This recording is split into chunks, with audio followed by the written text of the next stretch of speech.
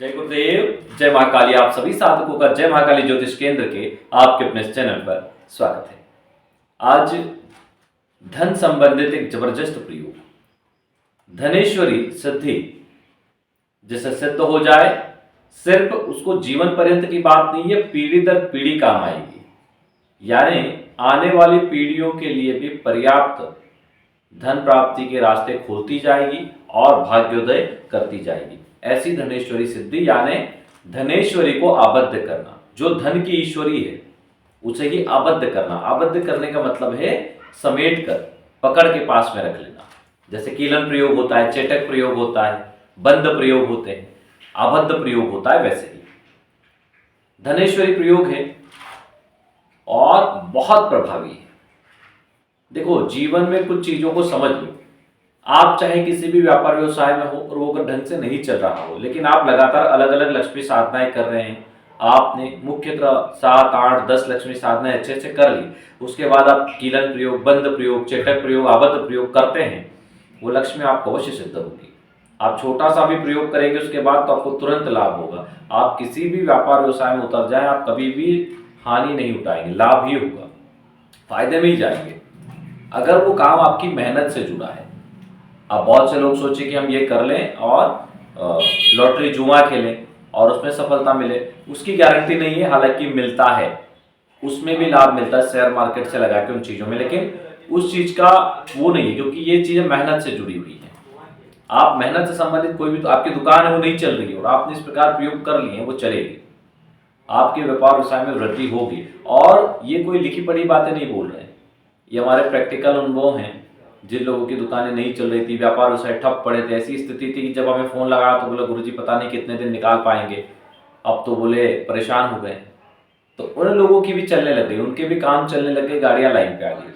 लेकिन बहुत से लोग सोचते हैं कि हम सादा इधर करें और कल रिजल्ट आ जाए, कल ही हम कर्ज से मुक्त हो जाए। वो संभव नहीं है। किसी भी साधना या प्रयोग को हम करते हैं तो उसका जो फर्क है वो 1.25 महीने से 3 महीने के बीच में दिखाई देना शुरू होता है और फिर बढ़ता जाता है। हालांकि धनेश्वरी आबद्ध प्रयोग जो आज हम दे रहे हैं, इसका प्रभाव इतना कहा गया है कि दूसरे ही दिन से कभी कभी तो फर्क दे देता है। सबसे तेज फर्क देने वाला, सबसे तेज प्रभाव देने वाला ये धनेश्वरी आबद्ध प्रयोग है। इसके बारे में जो कहा गया है, सतगुरुदेव प्रदत्त महालक्ष्मी विशेषांक में इसके बारे में जानकारी दी गई थी और जिन वरिष्ठ गुरु भाइयों के द्वारा इसको किया गया, ये उनके अनुभव कि ये प्रयोग जितना तीव्र रिजल्ट देता है उतना अन्य किसी प्रयोग से अपेक्षा नहीं की जा सकती। और ये एक बार करने पर जीवन पर्यंत ही नहीं, पीढ़ी दर पीढ़ी लाभ देता है। मतलब आने वाली पीढ़ियों को भी ये प्रभाव अपना देता है और उनको भी एक सिक्योर भविष्य देता है। इसके बारे में इतना कहा गया है। तो क्या चाहिए इस प्रयोग के लिए, किन सामग्री की आवश्यकता लगेगी, कैसे करना है, उस चीज को आपको बता दें, कब करना है, सारे विधि को समझ लें। यह प्रयोग रात्रि को करने का है, 8 बजे के बाद। पीले वस्त्र आसन हो और उत्तर या पूर्व मुखी आप बैठ सकते हैं।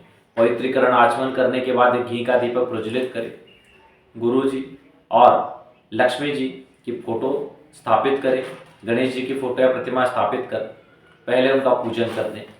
पूजन के बाद एक प्लेट ले जो चांदी या तांबे की हो, स्टील या लोहे की नहीं चलेगी, और उसमें आप एक चांदी का तार ले लें और उसको थोड़ा सा चपटा कर लें मुंह से, ताकि वो शलाखा बन जाए। ठीक है। और उस शलाखा से एक यंत्र आपको स्क्रीन पे दे रहे हैं, अष्टगंध से इस यंत्र को बनाना है। आजकल तो रेडीमेड अष्टगंध मिलती है, अगर रेडीमेड नहीं मिले तो आप बना सकते। कैसे बनाना है वो आगे बता देंगे। तो आप इस यंत्र को बना लें। अब इसमें यंत्र को बना लिया, उसके बाद में दीपक प्रज्वलन कर दिया। आपको हाथ में जल लेके संकल्प लेना है कि मैं अमुक नाम अमुक गोत्र, अपना नाम गोत्र बोले, मैं धनेश्वरी सिद्धि प्रयोग करने जा रहा हूं, बस इतना बोल के छोड़ दें। और इसमें जो सामग्री है पहले उसको भी नोट कर लें, ताकि आपको बाद में दिक्कत ना आए। सामग्री को हम स्क्रीन पे दे देते हैं, नोट कर लें आप। इसमें जल होना चाहिए, शुद्ध जल हो, चाहे तालाब का हो, कुएं का हो। एक जल पात्र रख ले, दूध, दही, घी, शहद, चीनी, यानी पंचामृत बना ले। दूध, घी, दही, शक्कर, शहद, कुमकुम, केसर, अक्षर, पुष्प, फूल, माला, नैवेद्य में कुछ मीठा रख लें, धूप रख लें, दीपक हो, नारियल हो, फल और कुछ दक्षिणा रख लें। ठीक है। अष्टगन अगर डायरेक्ट ला रहे हैं तो डायरेक्ट, नहीं तो कैसे बनाते हैं, उसमें क्या क्या चीजें लगती है, चंदन लगता है, अगर लगता है, केसर, कुमकुम, गोरेचन, शिलारस, जटामासी और कपूर। इन 8 वस्तुओं को बराबर मात्रा में पीस के पाउडर बनाया जाता है और उसको ही शाही के रूप में प्रयुक्त किया जाता है। ठीक है। जिस दिन साधना करे, ब्रह्मचर्य का पालन करे, केवल एक समय भोजन करे, वह भी बिना लहसुन प्याज का। अनुष्ठान के बारे में किसी को भी बताना नहीं है। ठीक है।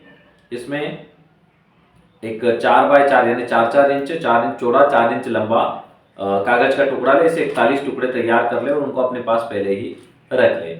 वस्त्र आसन इसमें पीले रहेंगे। ठीक है। जो आपका आसन है ऊनी आसन हो या फिर कंबल भी उनका आप लगा सकते हैं। और इसी से आपको पहले शलाका से यंत्र आपको स्क्रीन पे दिया है, आपको उस यंत्र का अंकन कर लेना है और यंत्र के अंकन के बाद में उसके ऊपर धनेश्वरी आबद्ध सिद्ध यंत्र जो ताम्रपत्र पे अंकित हो उसको रखना है। ठीक है।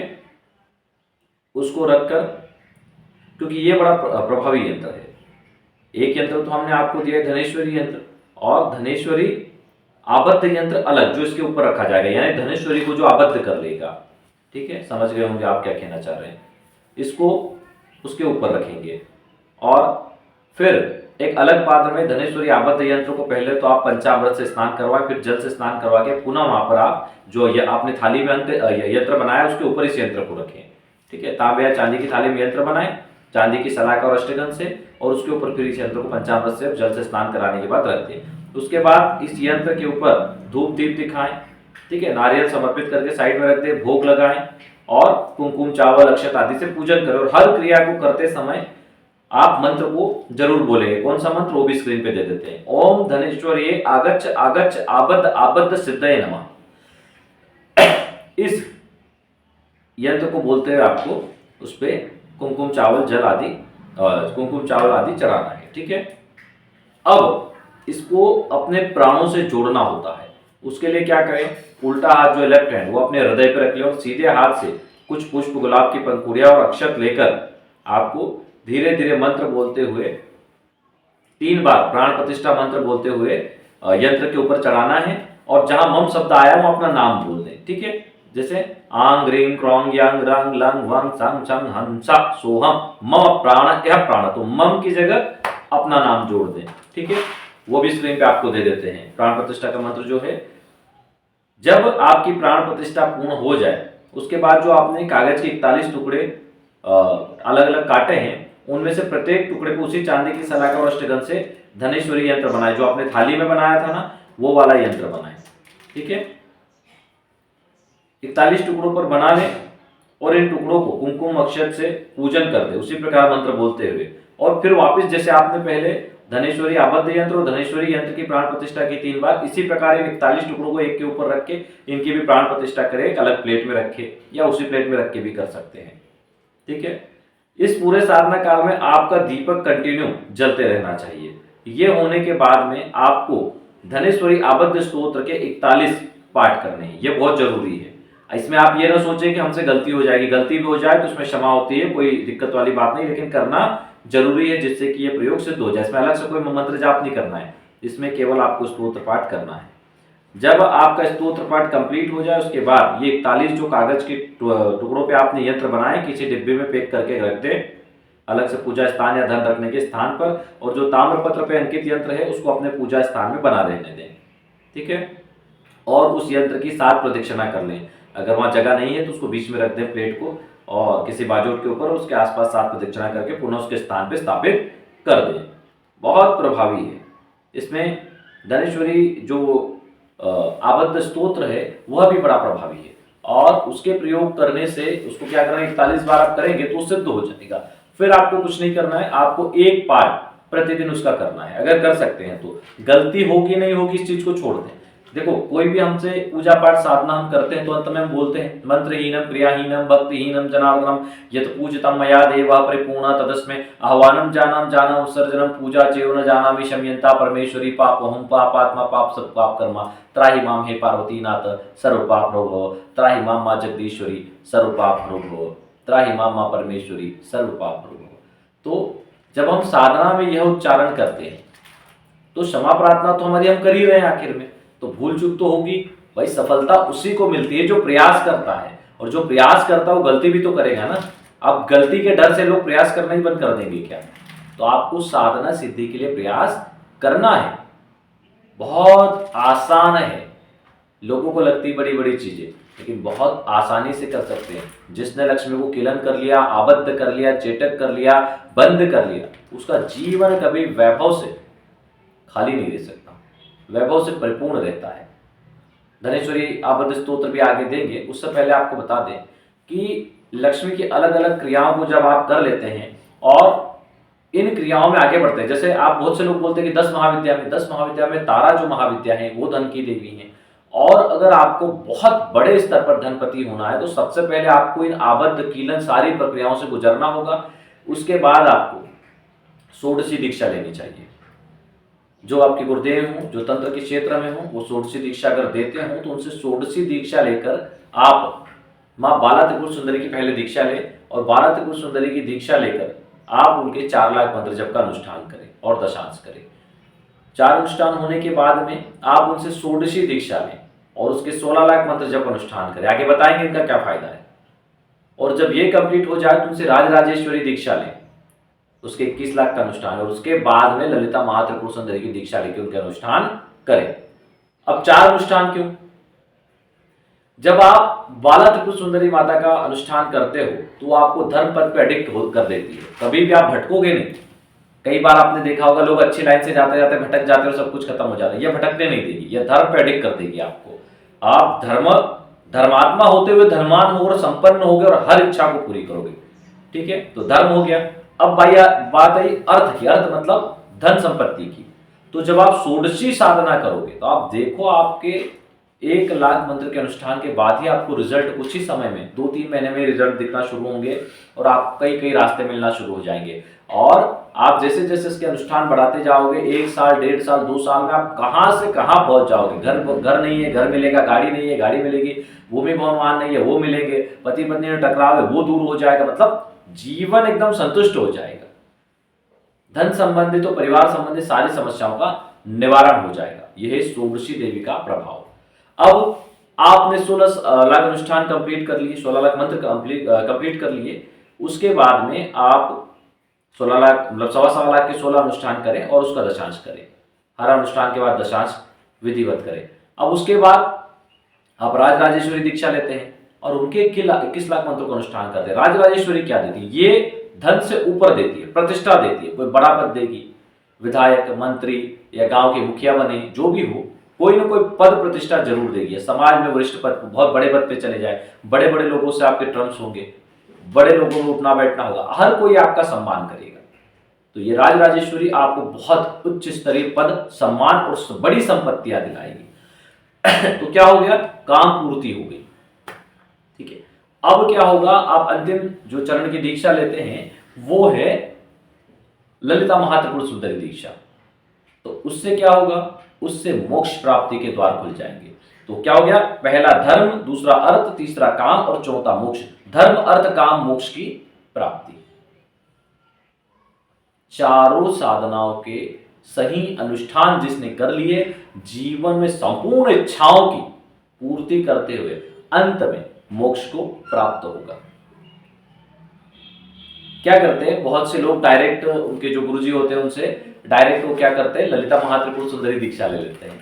फिर सोचते हैं कि हमने इतनी बड़ी देवी की दीक्षा ली लेकिन धर्म संबंधित कुछ नहीं मिल रहा है। भाई तुमने मोक्ष प्राप्ति पे डायरेक्ट चले गए, तुम डायरेक्ट मोक्ष प्राप्ति पे चले गए। और सदगुरुदेव का कहना है व्यक्ति को मोक्ष तब तक नहीं प्राप्त हो सकता जब तक वो अपनी संपूर्ण इच्छाओं को जी ना ले, संपूर्ण इच्छाओं को पूर्ण ना कर ले। जो जो उसके मन में इच्छाएं हैं जो पूर्ण करने जैसी वो उनको ना कर ले। उसे कोई चीज़ खरीदनी है, कोई चीज़ खाना है, मकान लेना है, गाड़ी लेना है, कुछ करना है, वो सब पूर्ति ना हो जाए तब तक वो मोक्ष की ओर अग्रसर नहीं हो सकता। इसलिए माता के अलग अलग स्वरूप है, जो धर्म, अर्थ, काम और मोक्ष को देने वाले। जो धर्म से शुरू होकर मोक्ष तक ले जाता है, बीच में मानवीय इच्छाएं, अर्थ और काम को पूर्ण कर देता है। तो जो लोग स्टेप बाय स्टेप साधना, हर बार बोलते हैं साधनाओं को स्टेप बाय स्टेप करो। बहुत से लोग पूछते गुरुजी शुरुआत कहाँ से करें? हमने बोला है धूमावती साधना से शुरुआत करो, दरिद्रता को निवारण करने से शुरुआत करो। एक दिन का धूमावती, अघोर लक्ष्मी, स्थिर लक्ष्मी, अष्ट लक्ष्मी, सहस्त्र लक्ष्मी, कुबेर प्रयोग, सोनाकर्षण भैरवी प्रयोग, नागेश प्रयोग, इनको कंप्लीट करो। उसके बाद जो आपकी इष्ट साधना है उसको पूर्ण करो। फिर धन से संबंधित जो जो साबर आदि प्रयोग दे दे उनको करो। उसके बाद में लक्ष्मी चेटक, कामदेव बंध प्रयोग, लक्ष्मी चेटक प्रयोग, लक्ष्मी कीलन प्रयोग, लक्ष्मी आबद्ध प्रयोग, इनको कंप्लीट करो। और फिर आप जाओ माता की 4 स्टेप की साधनाओं में, 4 चरण की साधनाओं में। पहली साधना के 4 चरण, दूसरी साधना के 16 चरण, तीसरी साधना के 21 चरण। तो अलग अलग दीक्षाएं होती है। तो आपको ये चीज अभी समझ में नहीं आएगी, हम बता देंगे तो भी आपको इतना समझ लेना जरूरी है कि आपको शुरुआत से यहां तक पहुंचना कैसे। जब यहां पहुंचेंगे तब बताएंगे कि चरण वाइज दीक्षा कैसे ली जाती है और उन दीक्षाओं से आगे कैसा बढ़ा जाए। यकीन मानो यहां तक पहुंचते पहुंचते संपूर्ण इच्छाएं भी पूर्ण हो जाएगी और जीवन में लक्ष्य ही बदल जाएंगे। न दिखावा लक्ष्य रहेगा, ना धन प्राप्ति से कोई बड़ा अंपायर खड़े करने का लक्ष्य रहेगा, क्योंकि सब कुछ आसान लगने लग जाएगा कि मैं अच्छा करूंगा और प्राप्त होंगी चीजें।